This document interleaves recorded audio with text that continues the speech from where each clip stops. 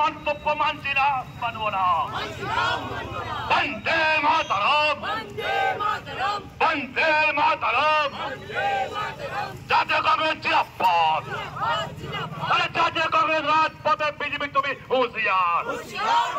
দেখুন, আপনারা জানেন যে সংসদের মধ্যে অমিত শাহ ভারতবর্ষের সংবিধানের স্রষ্টা ডক্টর বি.আর. আম্বেদকরের বিরুদ্ধে যে ধরনের কুরুচি সম্পন্ন মতবাদ করেছেন এবং রাহুল গান্ধী এবং খারগেজির ওপরে বিদেশির যারা বিজেপির যারা কর্মকর্তা বা বিজেপির যারা কর্মী তারা যেভাবে তাদেরকে শারীরিকভাবে হেনস্থা করেছে, আমরা তার তীব্র প্রতিবাদ জানিয়েছি। কারণ আমরা জানি যে ডক্টর বি.আর. আম্বেদকরের মতন একজন ব্যক্তিত্ব, যিনি সংবিধান লিখে গেছেন, মানুষের অধিকার, মানুষের দায়িত্ব, মানুষের কর্তব্য, এটা হচ্ছে ভারতবর্ষের গণতন্ত্রের পীঠস্থান। আজকে তার বিরুদ্ধে কুরুচিকর মন্তব্য করার মতন স্পর্ধা অমিত শাহের পক্ষেই সম্ভব।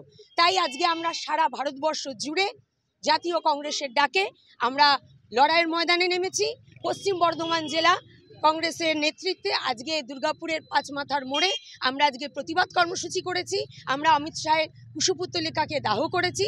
শুধু তাই নয়, এই প্রতিবাদ সভার মধ্য দিয়ে আমরা বিজেপিকে হুঁশিয়ার করতে চাই যে অমিত শাহ যদি যত শীঘ্র সম্ভব পদত্যাগ না করেন, তাহলে আগামী দিনে জাতীয় কংগ্রেস আরও বৃহত্তর আন্দোলনের সম্মুখীন হবে। আমার নাম মেঘনা মান্না, পশ্চিম বর্ধমান জেলা মহিলা কংগ্রেসের সভানেত্রী।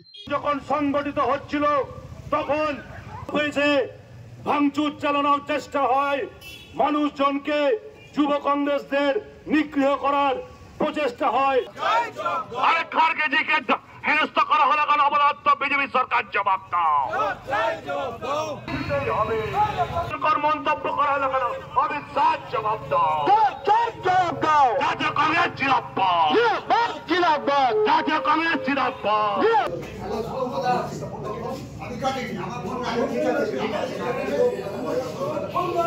করেছিলেন, যেভাবে অপমান করেছিলেন,